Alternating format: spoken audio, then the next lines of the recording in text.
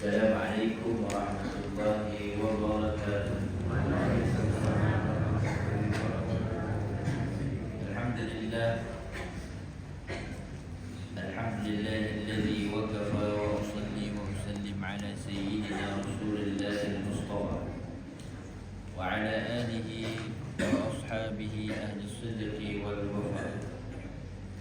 Subhanaka la ilma lana illa ma 'allamtana innaka antal alimul hakim. Wa la haula wa la quwwata illa billahil aliyyil 'azim. Subhanaka la ilma lana illa ma 'allamtana innaka antal alimul hakim. Wa la haula wa la quwwata illa billahil aliyyil 'azim. Bersyukur kepada Allah Subhanahu wa taala atas segala rahmat nikmat yang telah Allah karuniakan kepada kita dengan ucapan alhamdulillahirabbil alamin. Salawat dan salam atas junjungan kita Nabi besar Muhammad sallallahu alaihi wasallam. Allahumma salli ala sayyidina Muhammad wa ala ali sayyidina Muhammad.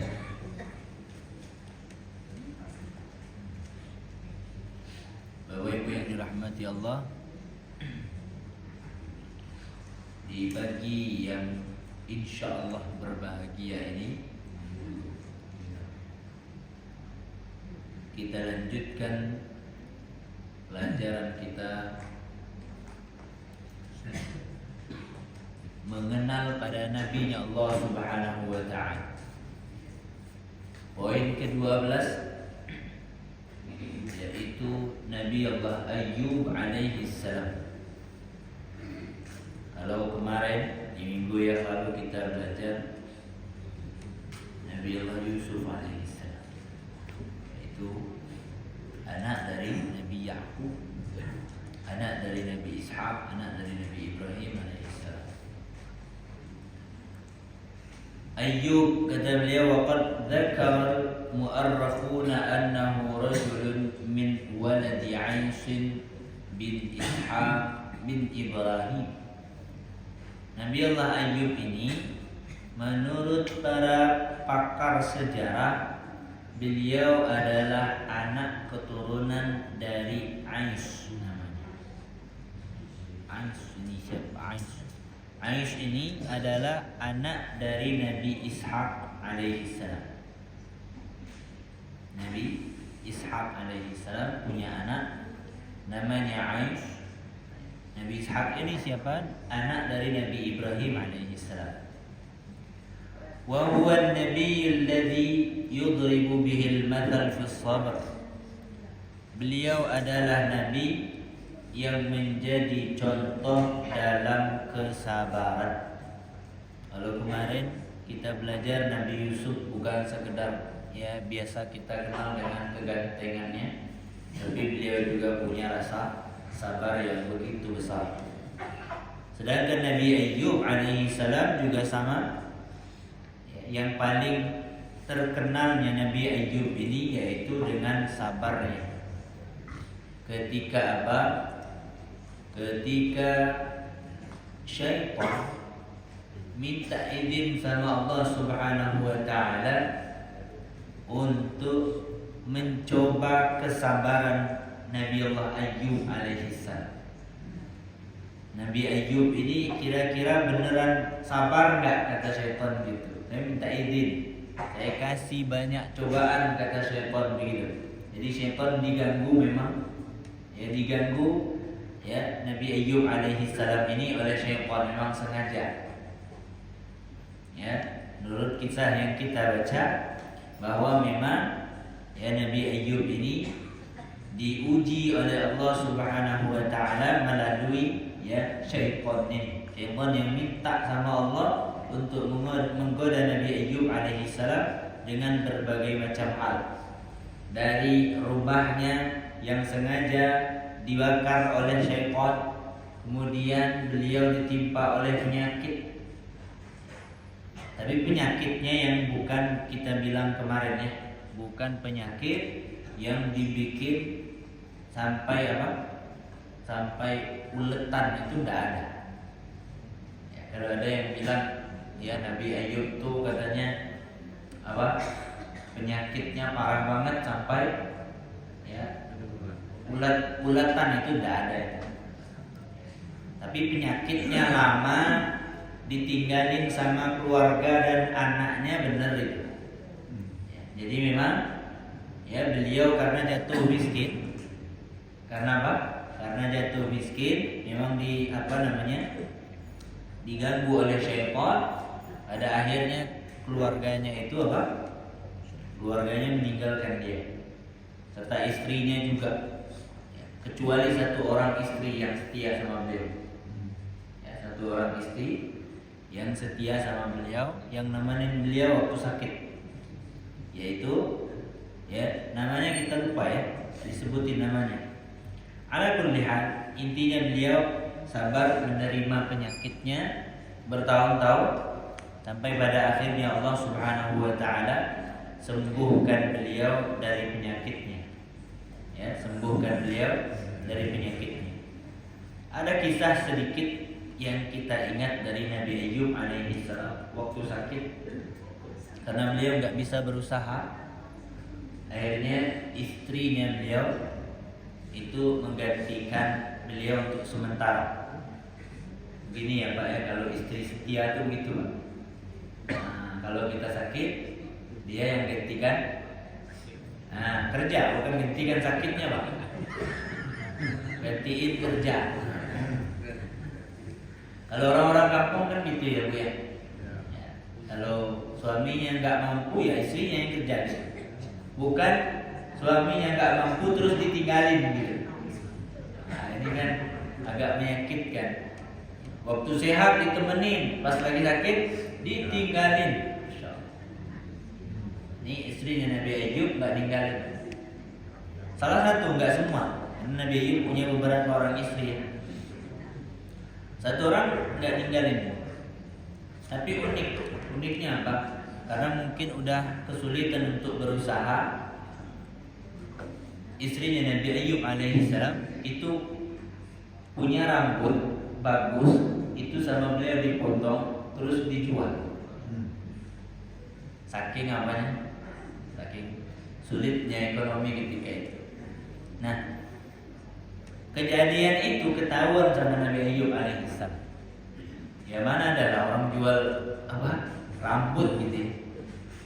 Kata Nabi Ayub alaihissalam, demi Allah, nanti kalau saya sembuh, saya akan cambuk kamu dengan 100 cambukan. Saya akan cambuk kamu dengan 100 cambukan. Nah ini dia. Terus, Masya Allah, Allah takdirkan Nabi Allah Ayub alaihissalam untuk sembuh.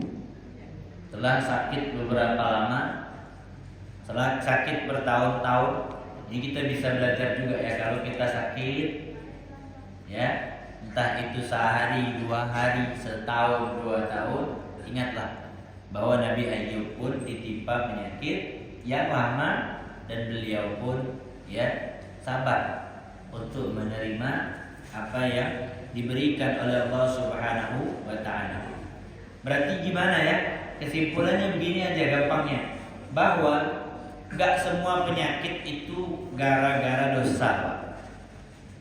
Jelas ya? Karena Nabi Ayub gak ada dosa. Masa Nabi ada dosa? Gak ada dosa Nabi. Jelas ya? Jangan suuzon. Misalnya orang tiba-tiba ditimpa penyakit, atau mungkin tiba-tiba ya ekonominya drop, ya kan? Nah itu gak semua gara-gara dosa. Bisa jadi memang Allah pengen uji dia.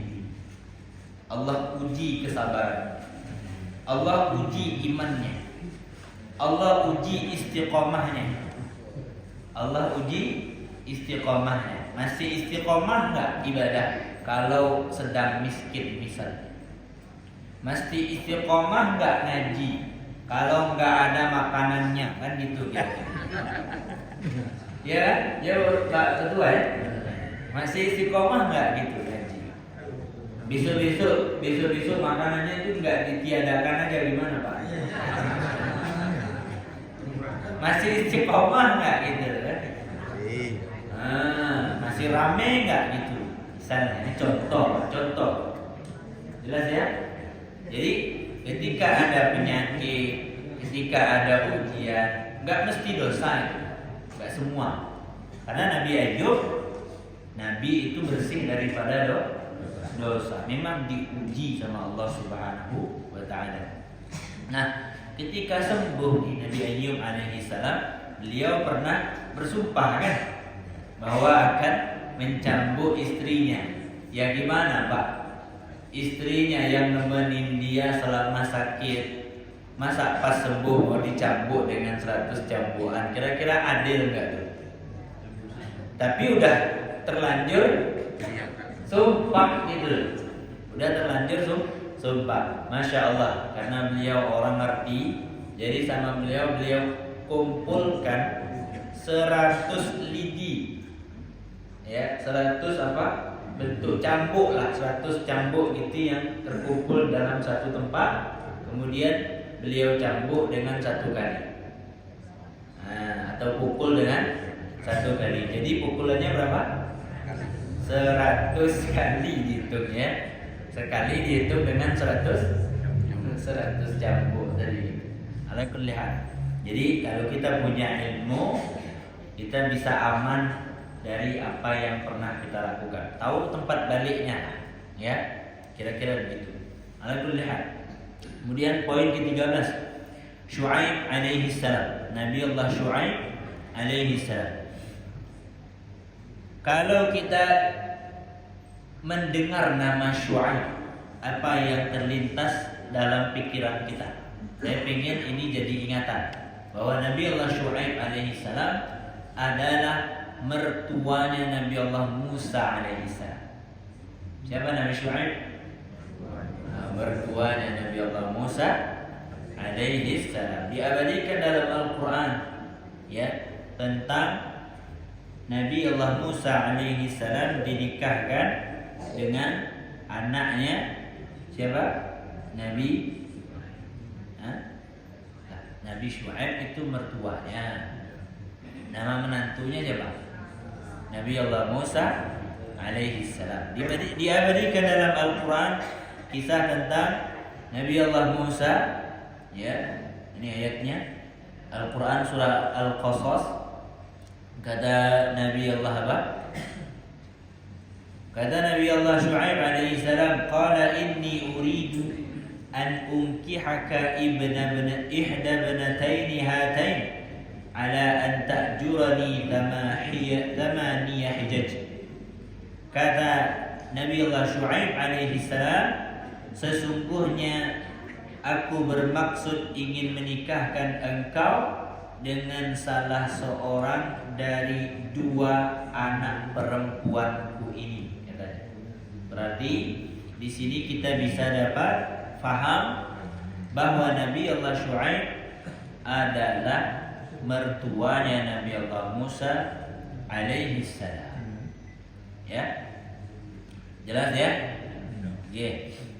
Berarti Nabi Allah Syuaib dan Nabi Allah Musa alaihi salam itu satu zaman, satu masa atau satu waktu. Kalau zaman dulu Nabi itu satu waktu itu biasa. Seperti Nabi Allah Ibrahim dengan Nabi Allah Lut alaihi salam itu sama, di waktu yang sama, cuman berbeda-beda tempat. Nah, sedangkan Nabi Allah Syuaib juga sama dengan Nabi Allah Musa alaihi salam. Ya, beliau berada di satu masa yang sama. Nabi Allah Musa alaihi salam. Qila innahu min waladi Madyan bin Ibrahim. Disebutkan oleh ulama, kalau biasanya qila, kalau ada ucapan qila di dalam bahasa Arab, itu biasanya pendapatnya lemah. Masih ada perdebatan mestinya. Beliau ini katanya disebutin dari keturunan Madyan bin Ibrahim. Masih keturunan Nabi Ibrahim. Kata pendapat pertama.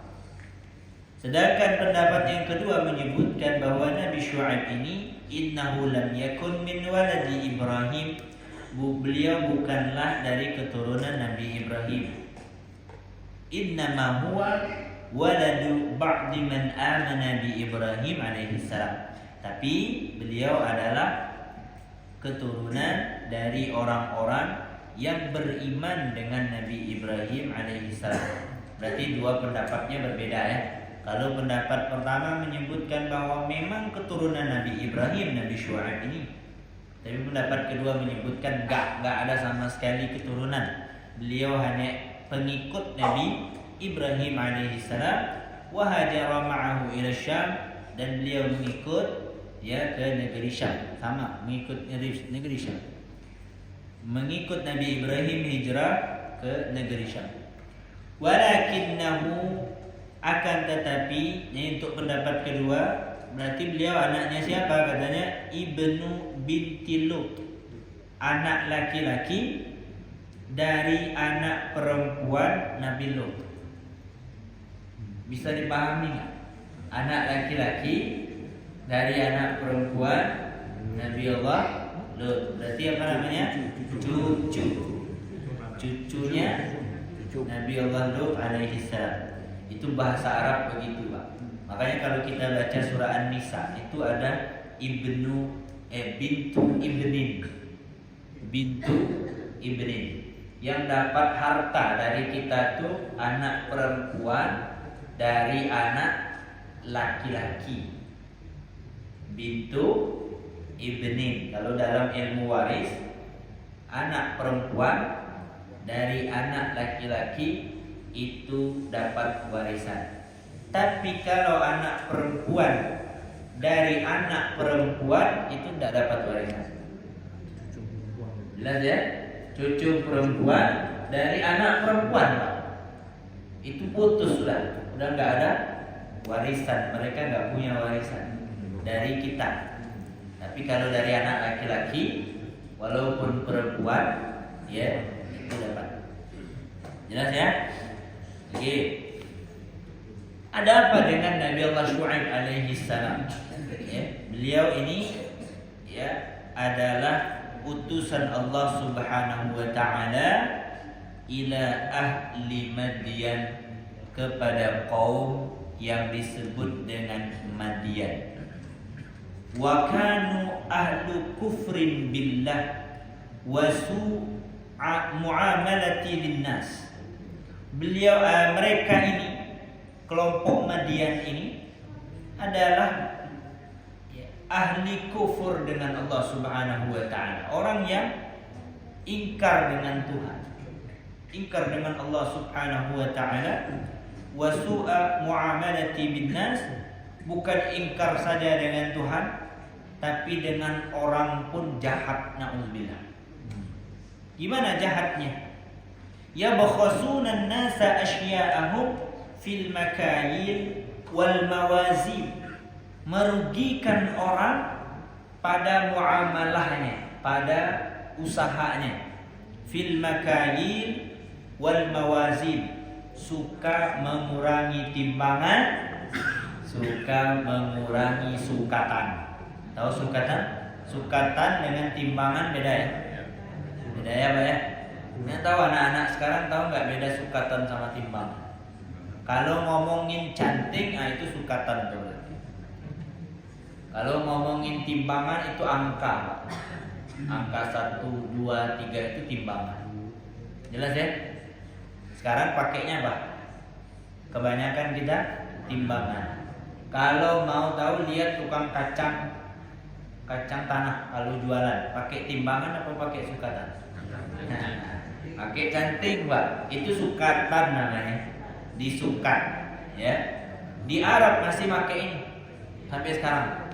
Kalau jual makan kacang-kacangan, itu kita ambil apa? Nah, ambil makanannya. Nah, itu biasanya diapain, Pak? Oh, diratain tuh. Oh. Ada yang tipu-tipu, Pak. Ya, di bawahnya itu sudah apa? Ini ya kelompok Madyan ini. dari Madian, keturunan orang yang suka tipu-tipu. Naudzubillah. Atau mungkin dengan muamalah yang lainnya. Intinya mereka adalah orang-orang yang merugikan manusia dengan mengurangi timbangan dan mengurangi sukatan. Ya. Wa yufsiduna fi amwalihim, dan mereka merusak harta-harta manusia. Falamma kadzabuhu ahlakahumullah. Allah utuslah Nabi Syuaib untuk berdakwah kepada mereka.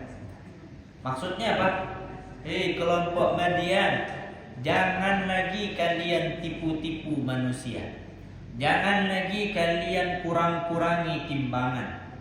Kalau seliter jadinya 8 ons misalnya. Kurang 2 ons. Nah, kalau tepung juga gitu, jualan kurang 1 on. Nah, jadi banyak pengurangan lah, bikin orang rugi gitu.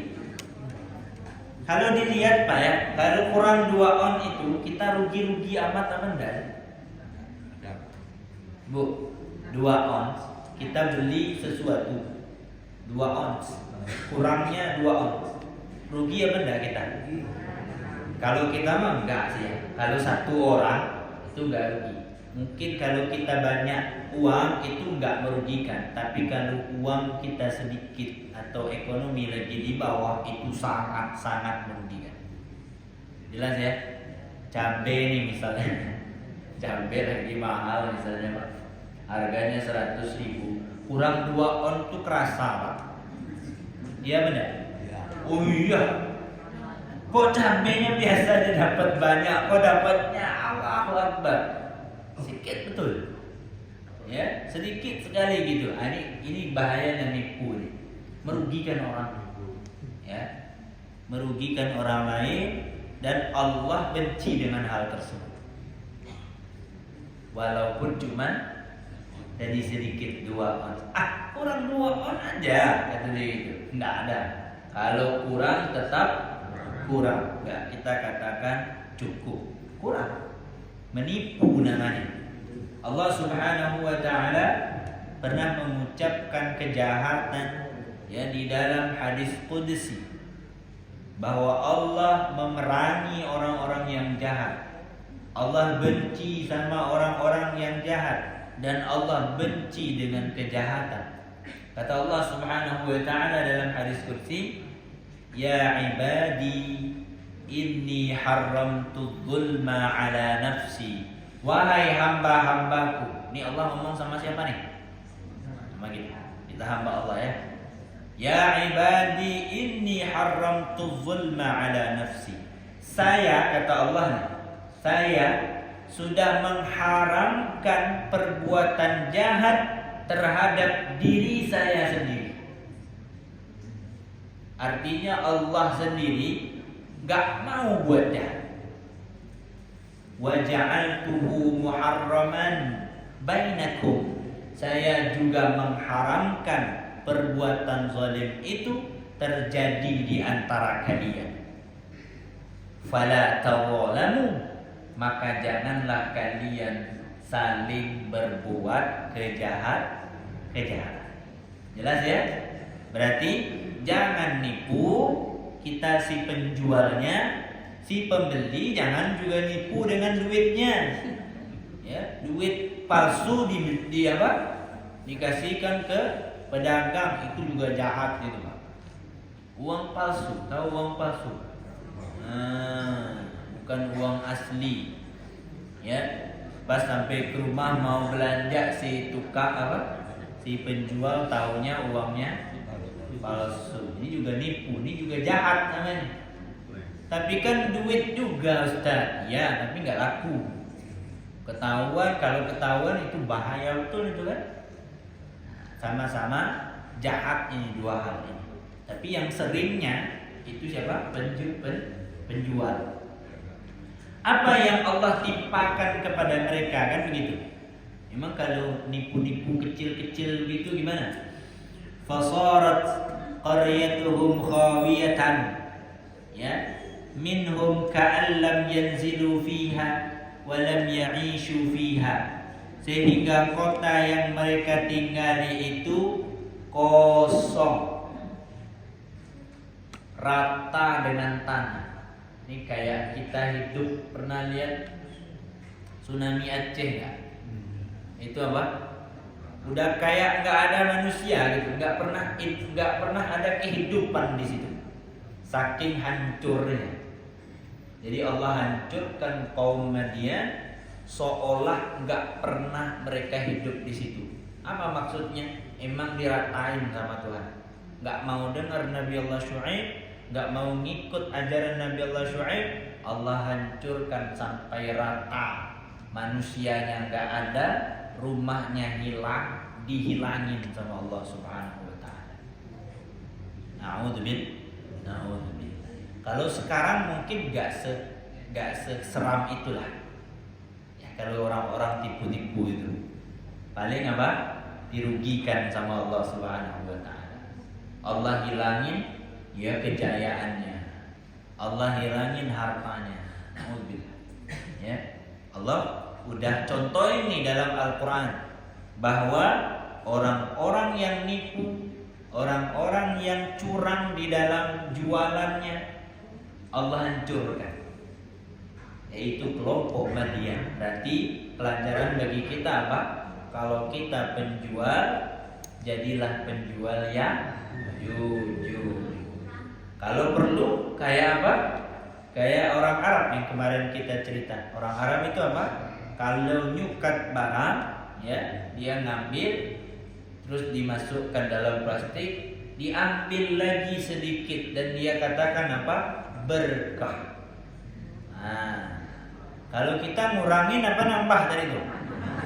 Ini masalahnya tuh. Beli nambah. Nah, kalau jadi penjual harusnya apa? Ditambahin gitu. Itu mereka katakan apa? Berkah. Memang berkah. Jangan takut rugi. Makanya kita sebagai muslim kalau jualan bukan nyari untungnya saja, tapi di situ juga ada nilai ibadah, ada nilai sedekah. Mungkin kalau kita mau sedekah apa? Sedekah yang banyak nggak mampu kan? Tapi kalau sedekah dengan jualan kita mampu nggak? Kalau dikit-dikit, insya Allah. Niatkan karena Allah Subhanahu wa taala. Nah nih, ya, lebih sedikit saya sedekah. Mencari ya ibadah, mencari pahala di sisi Allah Subhanahu wa taala. Jangan sampai kurang. Kalau kurang repot. Kalau kurang nanti tanggung jawabnya di hadapan Allah Subhanahu wa taala. Ya, kalau kita umat Muhammad nih masih dibilang tenanglah. Karena semua balasannya ditunda sampai kapan? Sampai akhirat. Jarang dieksekusi langsung, jarang. Kalau zaman dulu eksekusi langsung Pak. Ingat nggak cerita Nabi Allah Musa alaihi salam ketika umat Nabi Allah Musa itu nggak ngikut Nabi Allah Musa alaihi salam. Ketika nggak ngikut, ya, Nabi Allah Musa menyembah mereka, menyembah apa? Menyembah berhala. Allah bilang, kalau mau diterima taubatnya, maka bunuhlah diri kalian. Disuruh bunuh diri, ya, saling bunuh lebih tepatnya. Jadi ada anak bunuh ayahnya, ada ayah bunuh anaknya, ada. Pokoknya siapapun yang kufur ketika itu langsung eksekusi mati. Siapa yang mati diterima tobatnya. Kalau kita sekarang gimana? Tahu nggak udah diterima atau belum tobat kita? Kan nggak tahu kita. Pokoknya semuanya ditunda sampai kapan? Sampai akhirat.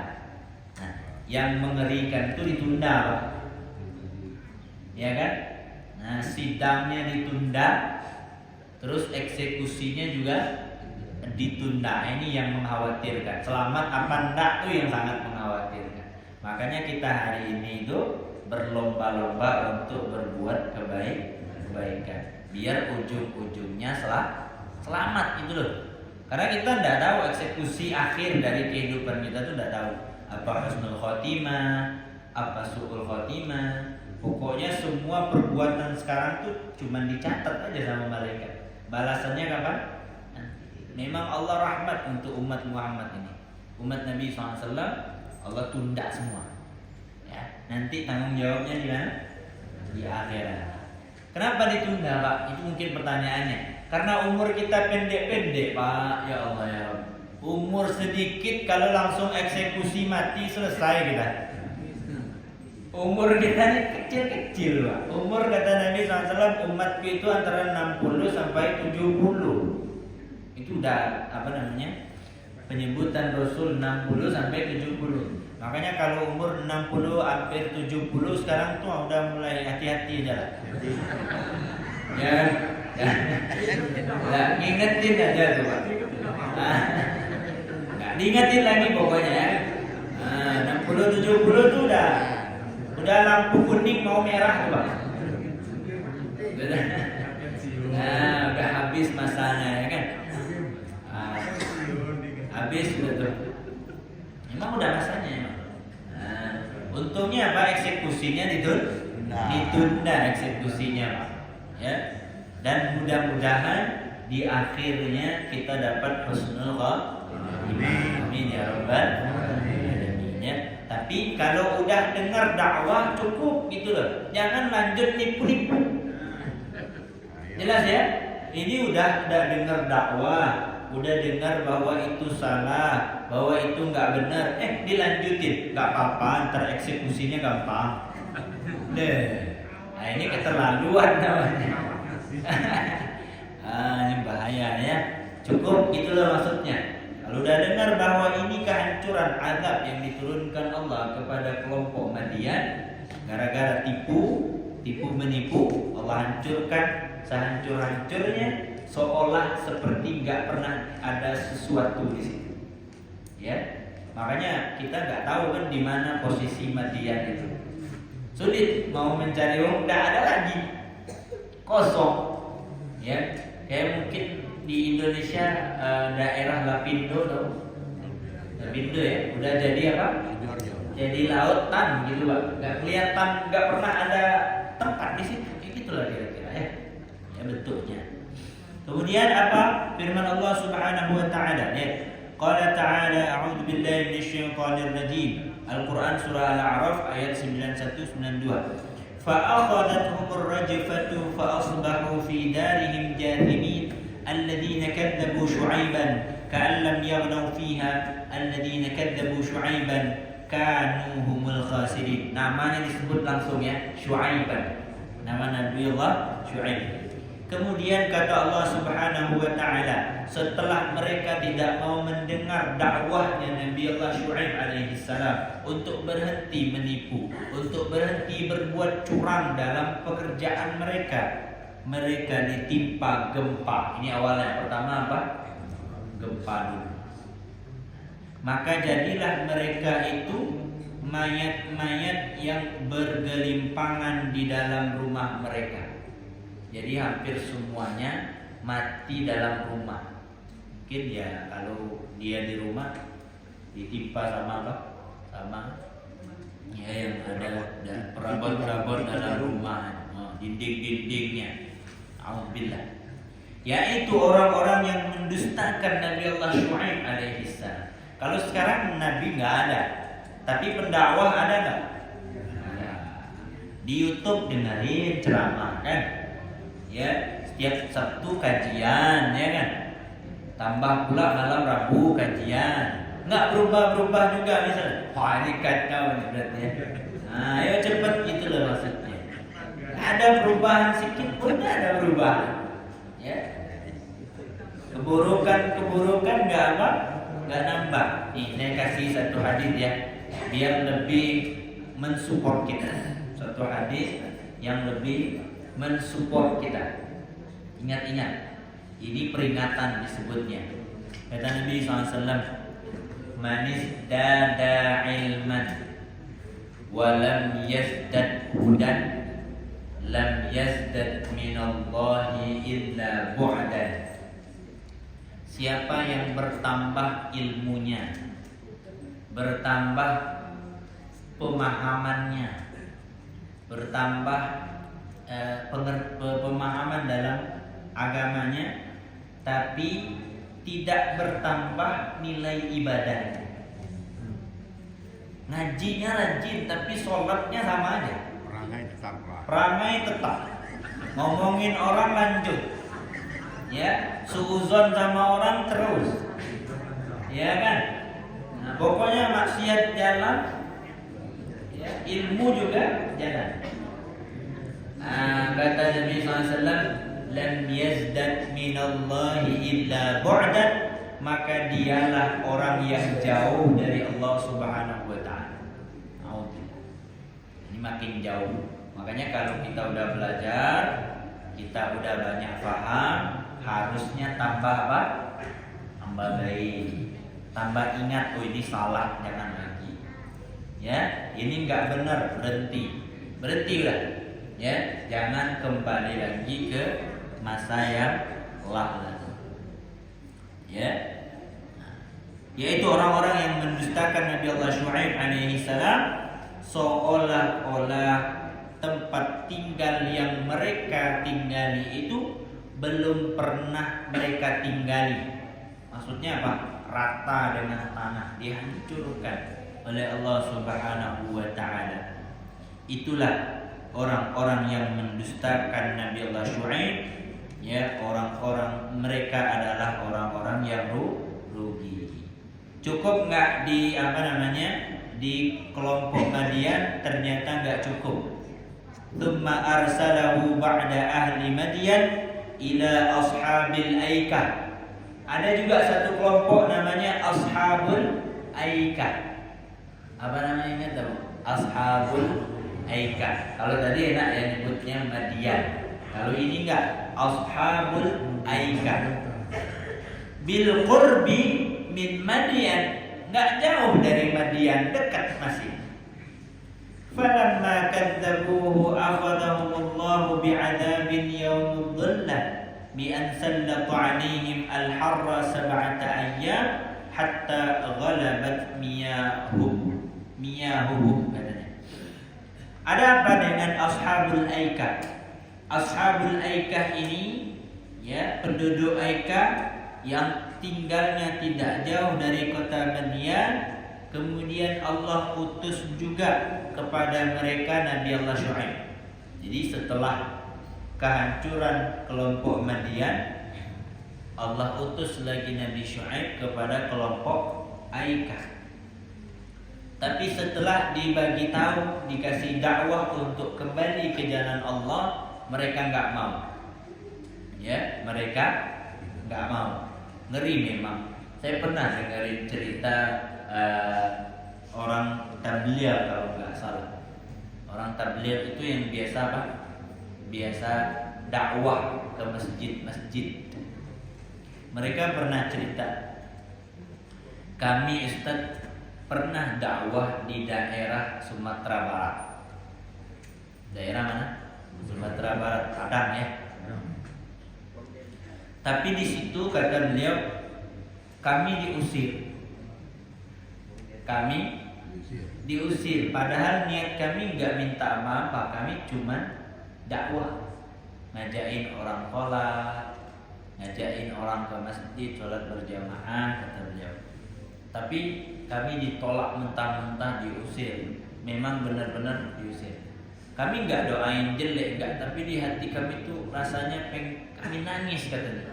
Kami nggak berhasil ngajak orang untuk berbuat baik, katanya. Tapi masya Allah, setelah kami pergi, katanya, tempat tersebut ada gempa dan tempat-tempatnya hancur. Pernah dengar kejadian beberapa kali di Sumatera Barat ya? Itu karena setelah kami pergi dari situ, kata beliau, setelah kami pergi ada sesuatu yang terjadi. Hati-hati ya, kalau orang ngajak baik tuh minimal kita dengerin aja, walau jangan ditolak gitu.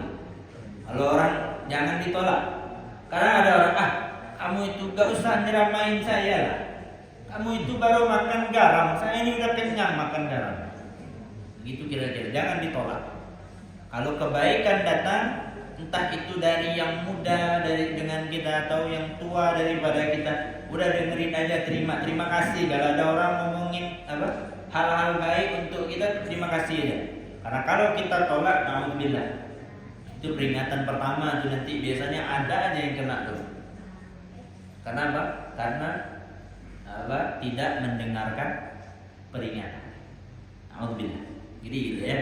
Nah, untuk ashabul aikah ini ada apa dengan mereka? Ya. Apa yang Allah timpakan kepada mereka? Ini juga eksekusi langsung. Dikasih tahu, nggak mau dengar, eksekusi langsung. Allahu Akbar. Memang Allah Subhanahu Wa Taala untuk umat-umat terdahulu eksekusinya cepat sekali. Kalau udah nggak mau dengar, langsung eksekusi, hancur sehancur-hancurnya, habisin udah. Kelompok Nabi Lut kemarin ya, diangkat tanahnya, dibalik dan dihempaskan oleh Rob. Gara-gara apa? Gara-gara suka sama-sama jenis. Kalau sekarang nih ya, si pedagang ya kan, pedagang yang menipu Allah ya. Nah, setelah mereka mendustakan Nabi Allah Syuaib, pada hari mereka dinaungi awan, mereka dilanda hawa panas yang luar biasa selama 7 hari, sehingga mereka kekeringan. Jadi 7 harian mereka tidak dapat hujan sampai mereka merasakan kekeringan. Kemudian Allah mengirim kepada mereka sebuah awan. Karena mereka merasa kepanasan, maka mereka pun tiba-tiba bernaung di bawah awan tersebut. Namun tiba-tiba awan tersebut bukan hujan air, tapi hujan apa? Hujan api. Ini apa namanya?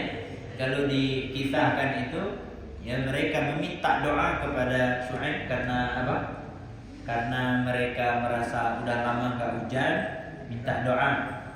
Didoain sama Nabi Allah Syuaib ya, untuk supaya dikasih hujan lah begitu. Nah, setelah itu ya, mereka dikirimi oleh Allah awan yang bentuknya warna-warni, Pak.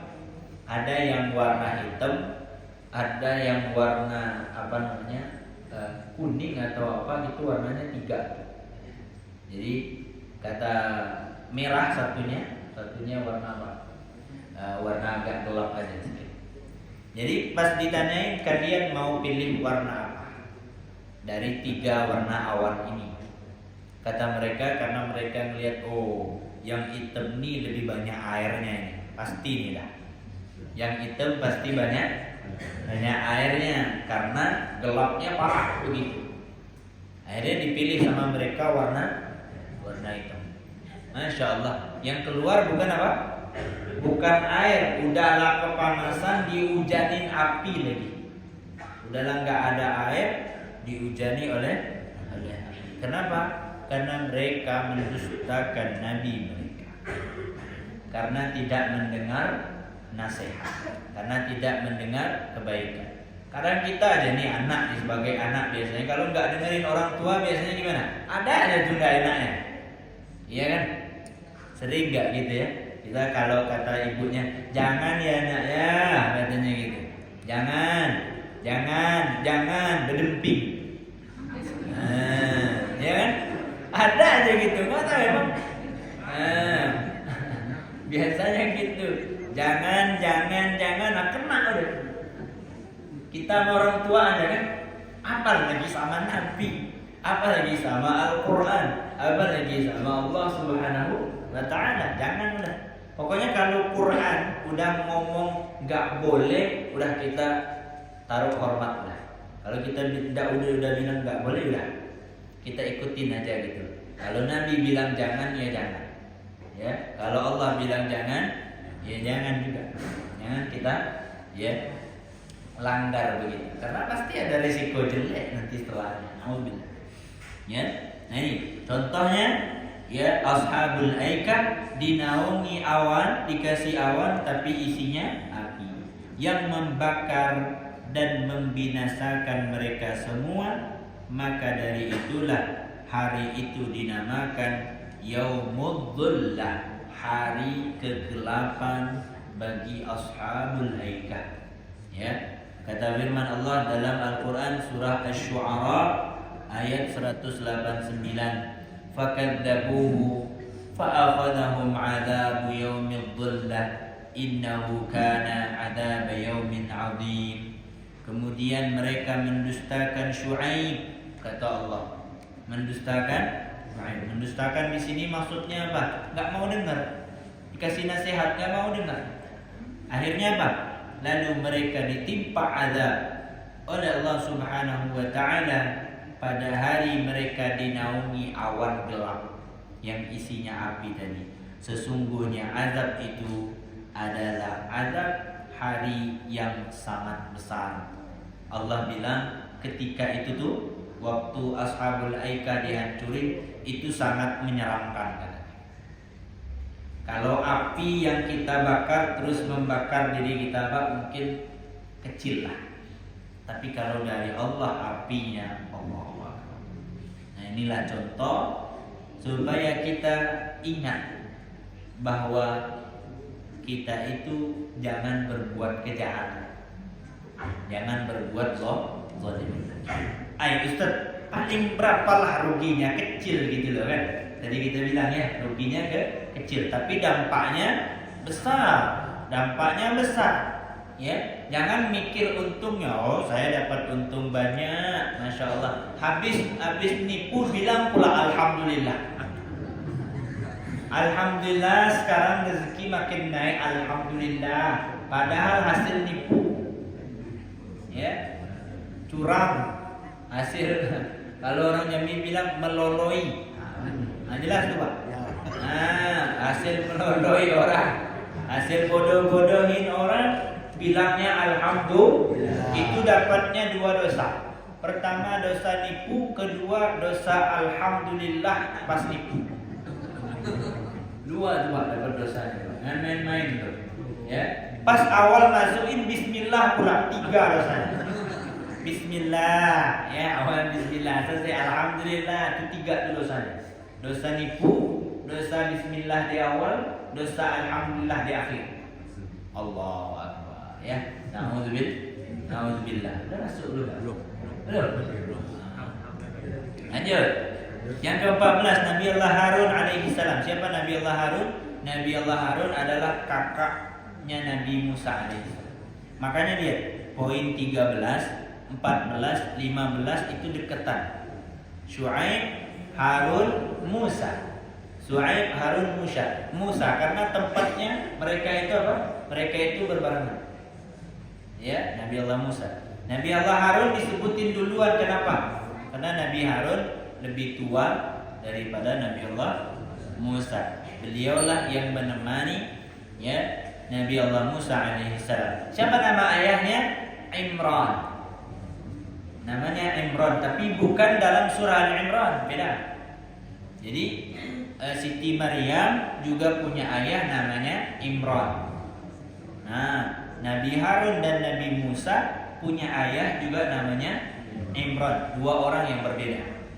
Kalau Ali Imran di dalam surah Ali Imran itu mengisahkan tentang Siti Maryam dan keluarganya.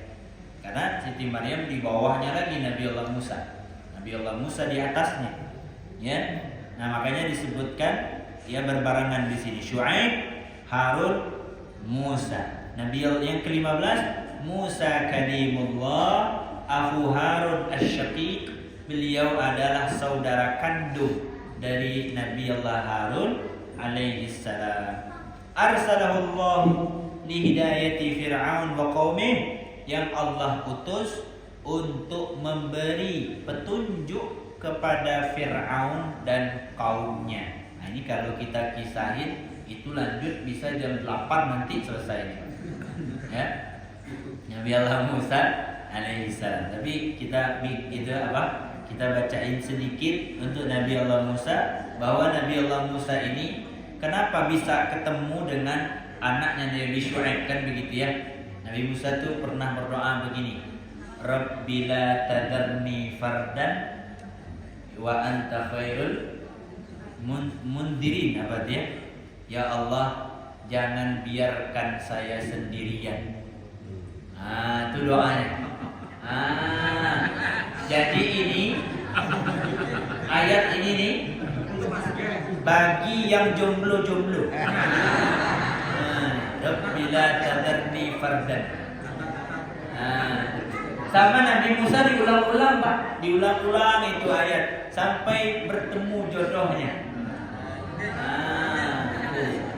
Rabbi la tadarni fardan.